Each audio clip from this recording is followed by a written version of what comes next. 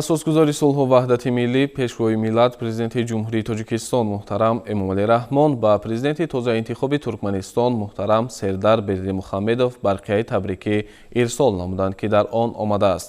Муҳтарам Сердар Гурбангулиевич, шуморо ба муносибати интихоб гардиданатон ба мансаби олии давлатии президенти Туркманистони дӯст сидқан табрик мегӯям. Натиҷаҳои интихобот нуфузу эътибори баланди сиёсии шумо ҳамчунин ҷонибдории ҷомеаро аз сиёсате ки дар кишваратон ба манзури рушди ҳамаҷонибаи иҷтимоиву иқтисодӣ ва таҳкими мавқеи байналмилалии он татбиқ мегардад пурра таъин намуданд.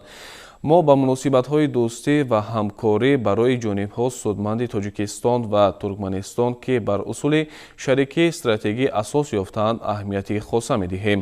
Бо истифода аз фурсат мехоҳам рағбати ин ҷонибро ба фаъолияти зичи муштарак бо шумо ҷиҳати пешбурди минбаъдаи муносибатҳои байнидавлатии ду кишвар ба нафъи мардумонамон ва дар рӯҳияи ҳамдигарфаҳмӣ, эҳтироми якдигар ва эътимод таъкид намоям.